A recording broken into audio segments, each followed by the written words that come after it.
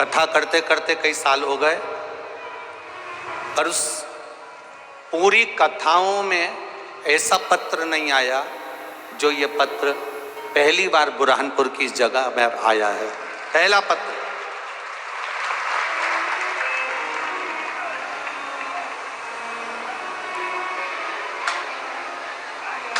मैं सुरेखा संतोष सोनार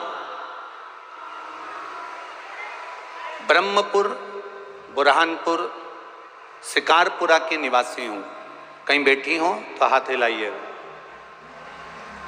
जहाँ कहीं भी बैठी हो अपने दोनों हाथ इस तरह से हिला देना तो मालूम पड़ जाएगा। ठीक है, कैमरे वाले देख ले वे।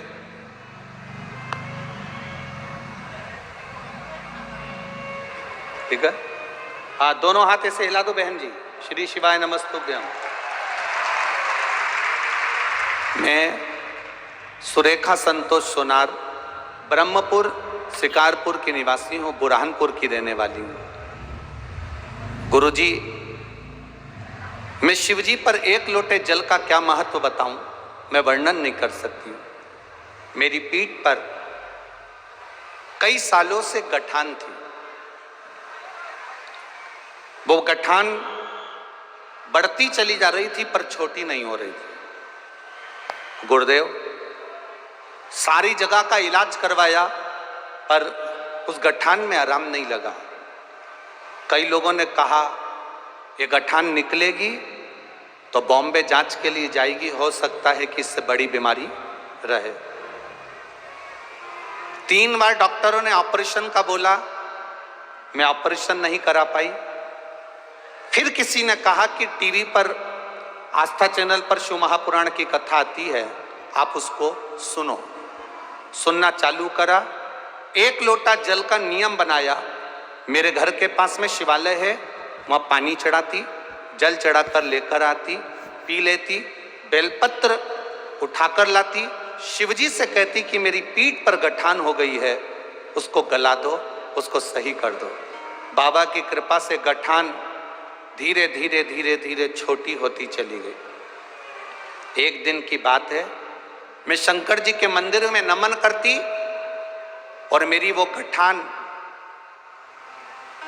फट गई और फटते से ही वो गठान बाहर निकल गई, पस निकलने लगा और वो गठान से मेरी पीठ में छेद हो गया। मुझे बाहर नहीं जाना पड़ा। इस पॉलीथीन में रखकर मैं गठान भी भेज रही हूं और जो मेरी पीठ में छेद हुआ था उसका फोटो भी भेज रही हूं। पहला पत्र है जिसमें गठान भी हमारे पास आई है। इस पॉलीथीन में, छोटी पॉलीथीन में रखकर मैं गठान भी भेज रही हूं। जो गठान निकली है आप आस्था चैनल के माध्यम से देख सकते हैं, और जो उसकी पीठ में छेद हो गया था वो छेद का फोटो भी है। गुरुदेव, शिव मंदिर से घर गई, जो पानी लेकर गई थी शंकर जी पे चढ़ा हुआ वही लगा लिया, पस निकलना बंद हो गया, रक्त निकलना बंद हो गया और मेरी गठान ठीक हो गई। मैं एकदम स्वस्थ हूं, बाबा की कृपा। ये शिव तत्व, ये शंकर, ये उग्र। बैठो बहन। श्री शिवाय नमस्तुभ्यम। बैठ। एक पत्र और है, देखिए।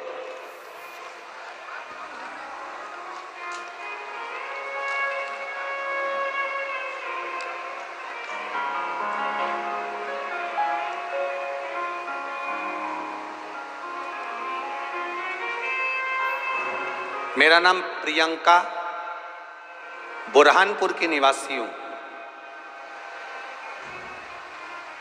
ये पत्र जिसने लिखा है, अगर वो देख रही हो तो अपनी जगह पे खड़ी हो जाएं, दोनों हाथ हिला दें। आप ही हैं, दोनों हाथ हिला दो एक बार। श्री शिवाय नमस्तुभ्यम। मेरा नाम प्रियंका, मैं बुरहानपुर की निवासी हूँ। बाबा भोलेनाथ की महिमा का क्या वर्णन करूँ, मेरे पास शब्द नहीं है। मुझे कुछ दिनों से पेट में दर्द हो रहा था। मैंने साधारण दर्द समझकर डॉक्टरों की दवाई खाई, परंतु दर्द कम नहीं हुआ। मुझे आवाज की जरूर कोई बीमारी हो गई है, मेरा पेट का दर्द कम नहीं हो रहा। तब मैंने जांच कराने का निर्णय लिया। तब डॉक्टर की सलाह पर मैंने विशेषज्ञों को इंदौर में बताया। इंदौर के डॉक्टरों ने जांच करना प्रारंभ करी। सारी जांचों की जब रिपोर्ट आई तो मेरे पेट में कैंसर का लक्षण बता दिया। जब कैंसर मेरे पेट में बताया गया तब किसी ने कहा कि मोबाइल पर या टीवी पर कथा सुनो। मैं 2021 से लगातार आपकी कथा चैनल के माध्यम से सुन रही हूं। इतना भरोसा मुझे भोलेनाथ पर हो गया कि एक घड़ी भी मैं बाबा के बिना नहीं रहती। शिव जी को जल चढ़ाती, बेलपत्र खाती। अब जब मालूम पड़ गया कि पेट में कैंसर बता दिया गया है या कैंसर का लक्षण बता दिया गया, आपने कथा में कहा था कि त्रिजुगी नारायण का पानी जहां पर शिव और सती का विवाह हुआ है वो जल मंगवा कर पियो, आराम लगना चालू हो जाएगा। मैंने अपनी छोटी बहन और अपने पति से कहा कि आप जाओ और त्रिजुगी नारायण का जल लेकर आओ। वहां से त्रिजुगी नारायण से जल मंगवाया, शिव जी का नाम लेकर उसको पीना चालू करा। आप कहते हो कुंद कैश्वर महादेव के नाम से पियो, मैंने कुंद कैश्वर महादेव का नाम लेकर पानी पीना चालू करा। दूसरी बार जांच कराने के लिए हम लोग उस कैंसर की जांच कराने के लिए फिर हॉस्पिटल गए।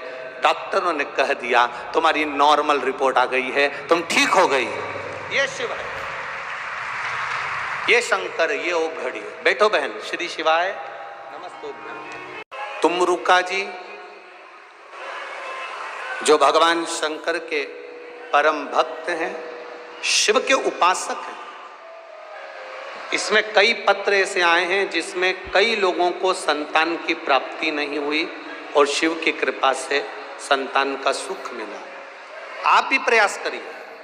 10 साल हो गए हों, 20 साल हो गए हों, 15 साल हो गए हों, 25 साल हो गए हों, दिल से देवाधिदेव महादेव की आराधना करो। एक सफेद आंकड़े की जड़ लेकर शिव जी के मंदिर में जाकर भगवान तुमरुका जी का नाम लेकर शिव की आराधना कर कर 21 बार बाबा पर से भ्रमण कर कर अपने कमर में उसको लाल धागे में बांध कर शिव की आराधना में लग जाओ।